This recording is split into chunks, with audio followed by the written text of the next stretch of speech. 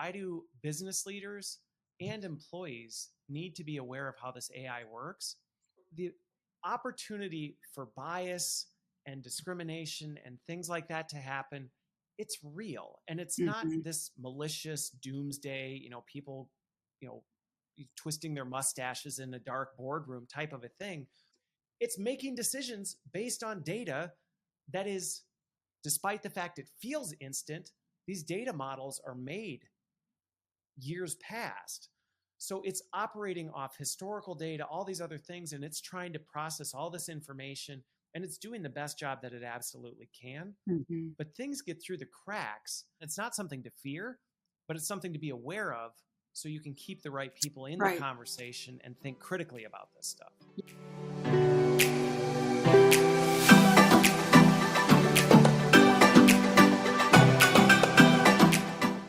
Welcome to the Workforce Link podcast, where we're offering forward-thinking conversations for the workforce, linking employers and job seekers to a brighter tomorrow. I'm your host, Sunday Jo Graham, and I am glad to be back with you for another episode of the podcast today. So, artificial intelligence, is it going to take your job? As an employer, how can you leverage it to help your company perform better? Is it going to disrupt the workforce as we know it?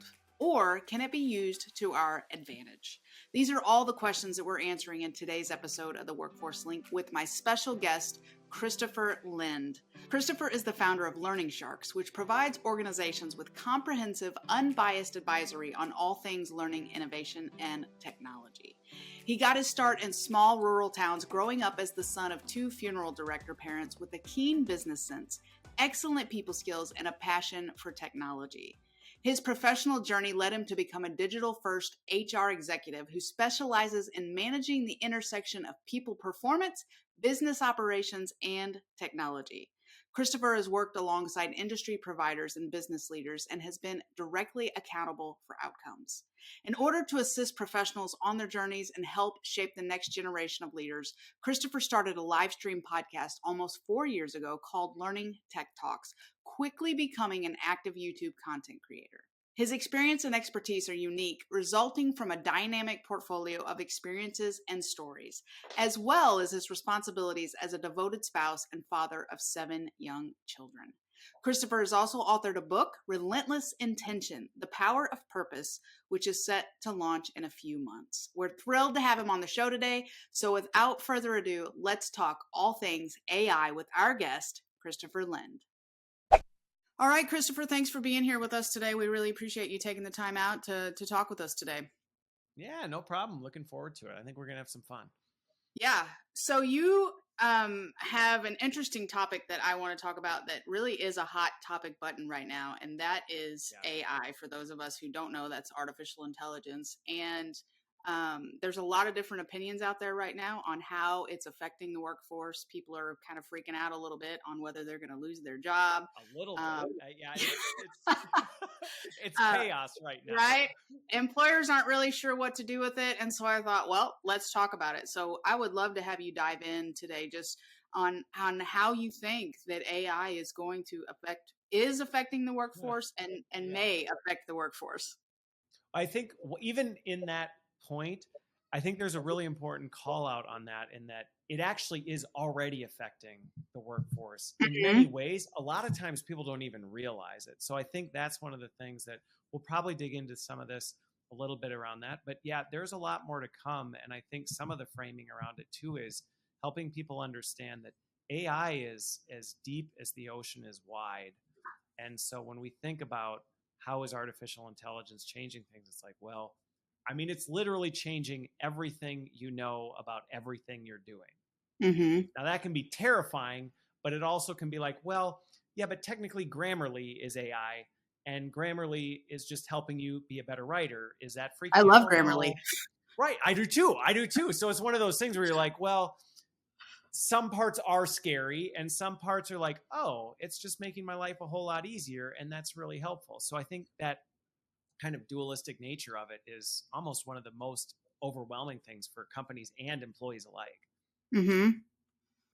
So what do you think, just as a person say I'm an employer and I know nothing about AI and I'm hearing about it for the first time. What would you say to me? So I think some of the things first that I would, in talking with folks, that they need to consider is AI is not like this magical thing that's going to come in and just fix a bunch of stuff. In fact, there are areas you could let it do that. I would actually advocate, and when I talk to people about this, I'm like, don't. That's probably the worst thing that you can do, because technically, you just think about the diversity of what AI is. I mean, could you let Chat GPT take over your social media marketing? You could. I wouldn't recommend it. Mm-hmm. Could you let an AI algorithm assess all of your hiring candidates and make hiring decisions for you? You could. I wouldn't recommend it. You know, it could assess all of your analytics and data and tell you what business decisions to make. Mm-hmm. I wouldn't recommend that you do that. And so I think some of it is right now, more than anything, is people are asking the question, where should we apply AI? My first encouragement to people is, how well do you know your business today? Because it's really, where is it working really well that you want to accelerate and scale it? And I think that's the biggest piece, is you almost have to take a step back before digging into the AI conversation. Mm-hmm. Yeah, that makes sense. So what would you say are some of the benefits and the challenges to using AI in the workforce? Sure. I mean, it's super fast. Let's just, that is one of the things that I think is intimidating for people. If you haven't gone out to OpenAI and played with Chat GPT, anybody watching or listening, I'd highly recommend you do it, because it's pretty cool. You can ask this thing to write whatever, a social media post, or for my kids, I have 7 kids, I'll ask it to write a short story and I'll give it some criteria. And the speed at which it can do that is incredible. I mean, it's just absolutely incredible how fast that is. But at the same time, you have to think, okay, where are those things that can be really helpful? Well, it can automate and speed a lot of things up. AI has been being used in talent assessment for a long time. So the ability to scour somebody's social profile and their resume and identify, like, is this person relatively qualified for the position, so that the 500 people that applied for the job, you can quickly get to the 30 that are maybe the best fit. It's good for that. It's really helpful in those kinds of areas where you've got massive amounts of information or data or things, and you need to quickly narrow the field. I think what can be risky with that is putting an over-reliance on that, or letting it make the decisions about that. So even going back to the example of hiring, can it be great that it can, wean down 1,000 candidates to 50 very quickly? Yes, but the risk is, do you really know how it's making those decisions? And is it doing it Right. equitably or fairly, or are there things that it's missing? So should you just turn it on and go, well, we're just going to let the thing do it, and we're only ever going to look at those 50 that it came to? That'd be a risk that could put you in some serious trouble down the road. The other thing, and this is what I've seen companies do to their peril, is they'll take it a step further and say, well, if it can narrow it to 50, why don't we just have it get us down to, like, who's the best? And then we'll just hire that person. And that's, again, where you just go way too far with it, where you've taken humans out of the loop to go, you need people involved in the process and asking questions and challenging assumptions and doing that. And I think that's probably one of the biggest risks. Yeah, I mean, you still need to see that person, not just on paper, because they might be crazy and you don't know it. They look good on paper until you meet with them. Yeah, so you can't just completely take that out of there was I saw this morning. Let me find it real quick. I would love your take on it. I saw this on social media this morning, and it was about AI, and it said, hold on, I have it right here. It said, AI won't replace you. Someone who knows how to use AI well will replace you. What do you think about that? So I have mixed feelings about it, because I think there's some truth in that statement. So if you're an employee listening to that, I think there's some merit to taking away from that. If you're going, I'm scared of AI, I hate it, I'm just going to keep doing what I'm doing and not, then you know what? Then that is probably true. you're going to go the way of the lamplighter or, the switchboard operator, where it's like, well, things are changing. And if you're staying in the way things have been done, yeah, the person who's going, okay, this is how AI fits into the mix, and here's how I work differently, as they probably are going to take your job. So I do think there is some truth in that, but it's not as binary as you need to become an AI master. Right. And if you don't, you're not going to have a job. It's like, well, no, that's not really what it's. I don't think that's an accurate assessment. Right. Right. I would agree with that.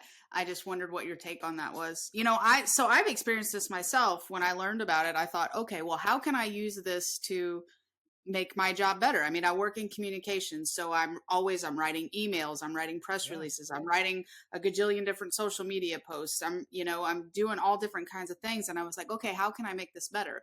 So when I went in and I asked it to write an article on how AI was changing the workforce, I mean, it was really quick and it was really good, but it still needed a human to, to make it my style, to make it fit into the way we talk about the workforce. And so did it help? Absolutely. And it gave me some really quick ideas. But I still had to go in and do my own, stuff with that. And so, but I think it could be easy to think, especially somebody with me who works in communications, oh my gosh, I'm going to be out of a job. Yeah. But I think we have to, it's that work smarter, not harder thing. How do we utilize it? How do we use it to make us better? The other day I used it to go in and write, to come up with some email headlines that I hadn't thought of. And so it was great, but I don't have that fear that it's going to replace my job, not because I'm not replaceable, because we all are, but I have this excitement that it's going to make my job better. It's going to make me better at what I do. And I think what you just hit on right there is the secret to this. If you're in the workforce, thinking about how can it optimize it, because you're a perfect use case in communications. And this is the risk to companies listening. You may hear that and go, sweet. So if we get a subscription to ChatGPT, we don't need a communications person. We can just ask a bot to write our newsletters and our stuff, and then we'll just copy, paste, post, send it out the door, and magic.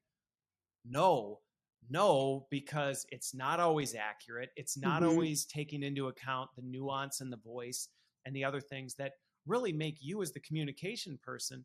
That's your skill. That's your distinct gift, is the ability to go, what is the real message we're trying to convey? And how do we actually hit that home? And what are the main points we want to make sure really jump to the top?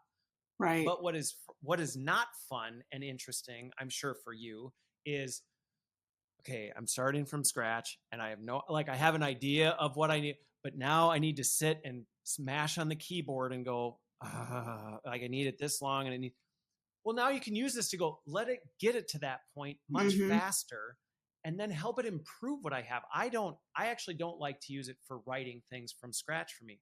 But what I like doing is having it review what I did and say, how would this be received? What might be some unintentional messages that might be coming out in this? Who might I be isolating through this? And it's really good at going like, okay, like what could I do for that? Yeah. And it's actually really good at improving your skills if you're using it well. Absolutely. I would agree. It can make you better. Yes. Absolutely. Yeah.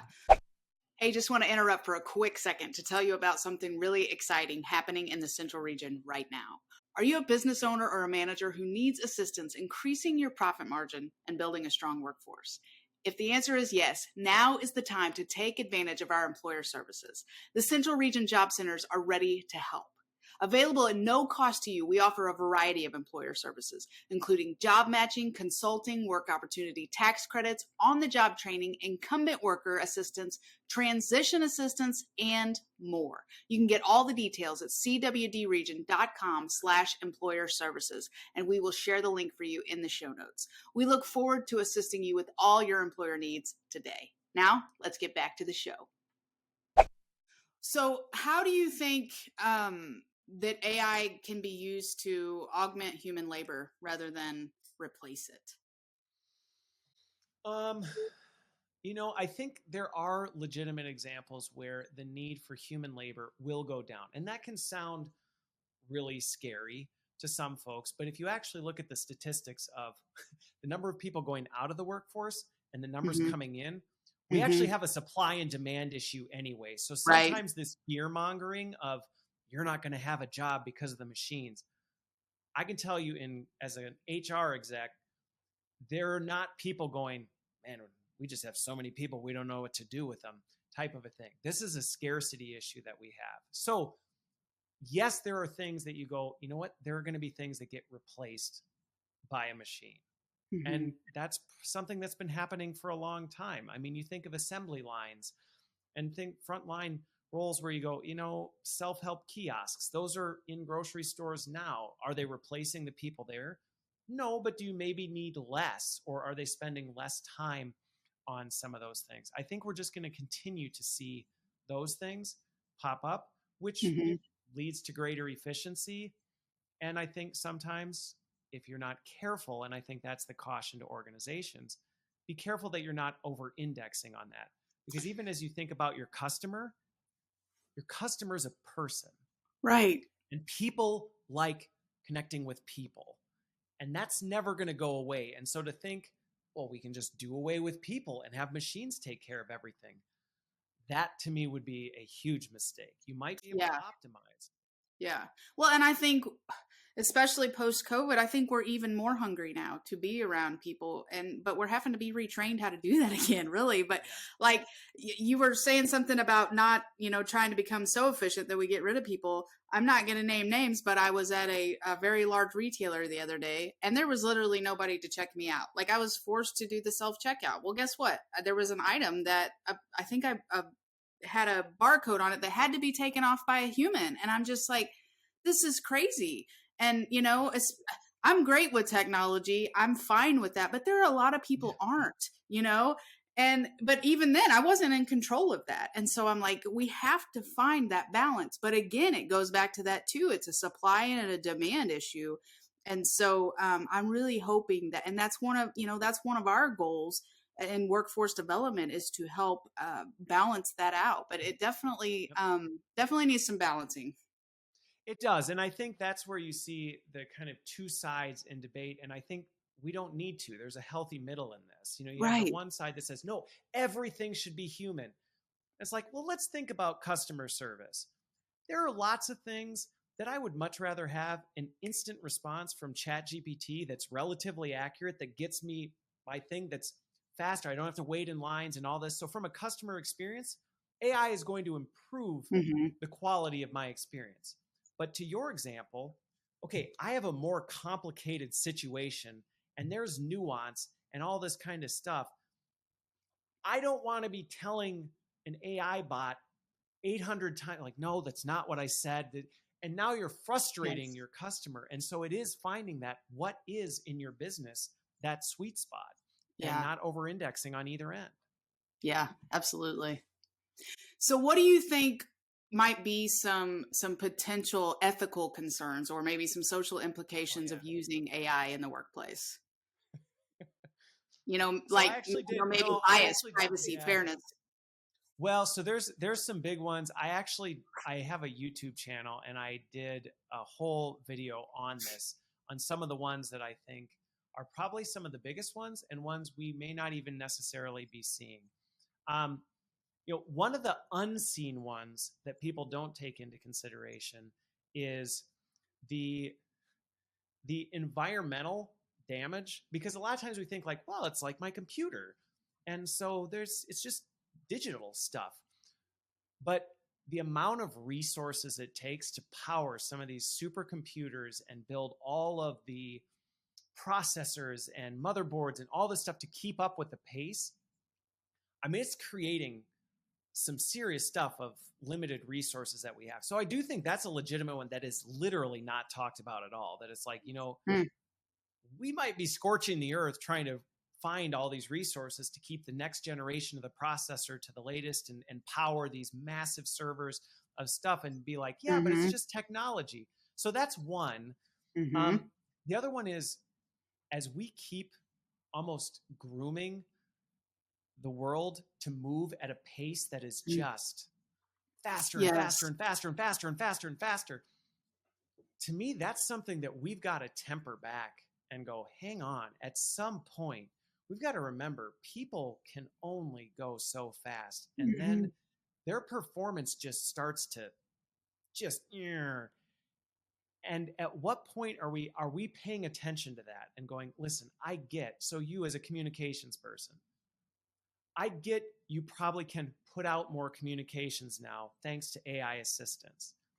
But does that mean that we should always be pushing the throttle on? So more, keep doing, because at what point do we oversaturate things where it's like, well, now we're just killing people for noise? And is that really adding value? And I think sometimes it creates this quantity mindset where, well, more is better. Right. More and faster is better. And it's like, sometimes it's not. Right. Sometimes it's not. And are we counterbalancing the speed and pace with quality and not losing sight on that? And so I think that's a real risk that organizations need to be aware of. And I think even employees need to be aware of that. Like, just because you can move so much faster, is it doing good for you? Or is it actually, are you now stressed out because, oh my gosh, I should be able to do 1,000 times. People are already burning out in radical numbers. Yeah. And that's a serious mental health, well-being. I mean, this is a serious catastrophe. We need to be careful we don't push that too far. Yeah. And well, I mean, that plays out a lot. Yeah. I mean, there's tons of research out there that just shows the dangers of social media and how, it's affecting people's mood. It's affecting their mental stability. And so why would it not be the same with this? You've got to take it slow. And like you said, making quantity over quality is a huge difference, because if I using me as an example, try to do all this stuff just because I can, I've taken the purpose out of communicating, which is what we are created to do, communicate. And so, yeah, I think that's definitely something to pay attention to for sure. Well, and I think I love studying history. And so if you look back at history, we haven't learned this lesson yet. Correct. Despite I don't know how many just horrendous examples of, well, we'll scorch the earth and then we'll figure it out later. And then we look back and go, holy cow, like, had we just thought through this a little bit and taken a breath and maybe thought critically, we could have avoided damage that now we have to undo. And I think that's a real risk that we have to be aware of. I think the one that we hit on a little bit earlier, that is something that goes back to, why do business leaders and employees need to be aware of how this AI works? It's the opportunity for bias and discrimination and things like that to happen. It's real. And it's not this malicious doomsday, people, twisting their mustaches in a dark boardroom type of a thing. Right. It's making decisions based on data that is, despite the fact it feels instant, these data models are made years past. So it's operating off historical data, all these other things, and it's trying to process all this information, and it's doing the best job that it absolutely can. But things get through the cracks. And one comical example with this right now. If you look at the number of white papers on generative AI in the last 6 months, it's just gone like, why? Well, because generative AI is writing a bajillion white papers on generative AI, right? Which is now saturating the market with information about the value of generative AI, which is going to over-index future learning language models that then say, well, generative AI is fantastic. And we know because 98% of the data says so. And it's like, whoa, hang on though. And so these are some of the things that happen, and there's implications on this all over the place. And it's not something to fear, but it's something to be aware of, so you can keep the right people in the conversation and think critically about this stuff. Yeah. Well, and I think that's happening right now. I know as we're doing this interview, Elon Musk, who is an investor in the Chat GPI, is saying, let's stop for a minute. Let's not progress on this, because now we're trying to take it to a whole new, human level, and we're really trying to replace humans with it. Let's go back and rethink this, going back to what you said about history repeating itself. So I think people are paying attention to that. Hopefully the right people are paying attention to that and we start listening to that. But yeah, it's happening. Well, and I think that's one of those things where we have to ask the question, how much is convenience really worth? How much are you willing to sacrifice for the sake of convenience? And at some point, the value prop starts just going way down. And I think that's where you did see some of these big names going like, whoa, whoa, whoa, whoa. I know we're excited, but they did not expect 200 million users to start using this in their everyday life, in just like that, 6 weeks, like in a couple of weeks. They're like, geez, Louise, like, so I think there is an opportunity for us to go, like, let's think critically before we just go off the walls with this and assume anything with it is good. Yeah, I agree. How do you think organizations can foster a culture that encourages collaboration between AI and human workers? So I think some of the things that I've seen work in some of the work that I've been doing recently on this is, one, companies need to do more to understand the work that's happening. And I think that's something that really is an opportunity here, because if you don't understand what's really happening, it becomes much harder to understand, well, what is distinctly human and what is a great opportunity for AI, which then people are operating off assumptions and fear and all this stuff. And when people are operating in that zone, they're not operating well. And I think actually leaning into some of that and saying, well, let's get a deeper understanding. Let's have open conversations about this. Let's reinforce that we actually do have a commitment to our people and our employees, because at the end of the day, companies run on that. Mm-hmm. People are our product. So then let's invite people into those discussions and talk openly about it. I think one of the worst things that's happening right now is because there's a lack of acumen around this stuff. People like don't know what to say or what to do. And they're just kind of leaving it. And they're like, well, maybe it'll figure itself out. And that's not a good place to be in, because people are finding things out themselves. They're going in different directions. They're creating all sort of chaos instead of saying like, hey, let's just lean into this dark zone and work through it together. Yeah, makes sense. Absolutely. So the overall summary is, let's stop being afraid of it. Let's figure out how to embrace it. Let's not overdo it like we do a lot of things. What would you add to that?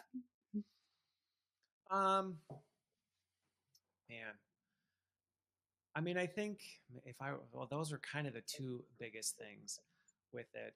I think the other thing that maybe I would just hit on to emphasize why there's so much opportunity and why it's worth it is what this can do if used properly is incredible.